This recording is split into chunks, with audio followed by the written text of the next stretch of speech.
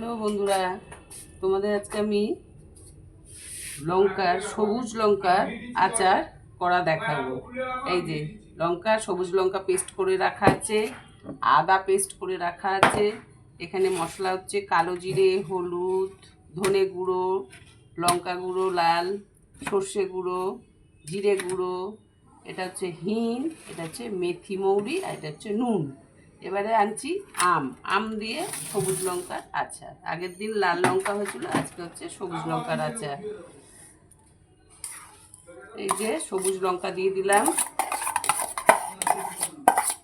এগুলো সবই মিক্সিতে পেস্ট করেছি, কেন হাতে করা সম্ভব নয়, আর হাতে করলে দেখতে হবে না। এবারে সর্ষে গুঁড়ো দিয়ে দিলাম, ভাপ দিলাম। এবারে মেথি মৌরি দিয়ে দিলাম হাফ,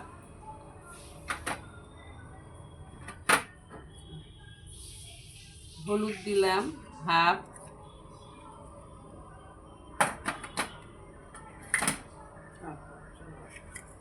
কালো জিরে হাফ দিয়ে দিলাম, ধনে গুঁড়ো হাফ দিয়ে দিলাম। 1 চামচ করে সব মশলাই এতে দিতে হবে, এটা 1 চামচ মতো। জিরে গুঁড়ো, লঙ্কা গুঁড়ো, আমার হাত জ্বলছে, আমি লঙ্কার জলে হাত দিয়েছিলাম তো। এবারে হিং 1 চামচ দিয়ে দিচ্ছি। এবারে নুন দিচ্ছি, নুন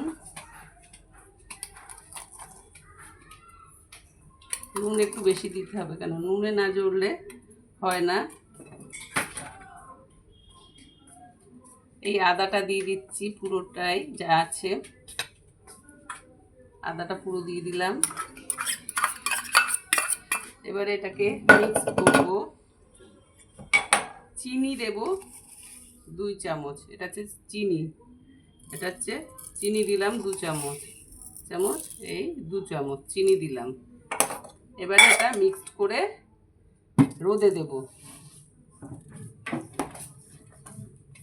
এটাকে মিক্স করতে হবে। এবারে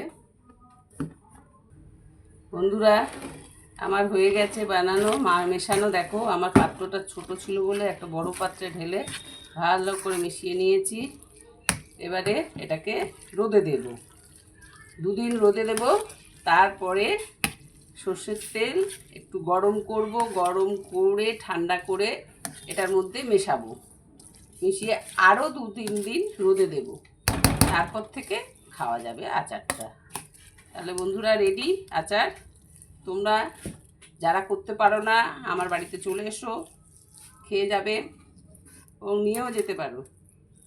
আর যারা পারো, দেখে শিখতে পারলে তারা করো বাড়িতে, নিজেরা করে খেও। রুটির সাথে খেতে ভালো লাগবে, কোনো সিদ্ধর সাথে মাখা খেতে ভালো লাগবে, এমনি ভাতের পাতেও খুব ভালো লাগবে। তাহলে এখন রাখি বন্ধুরা, তোমরা যে যা শিখে নিলে, এবার নিজেরা তৈরি করার চেষ্টা করো এবার।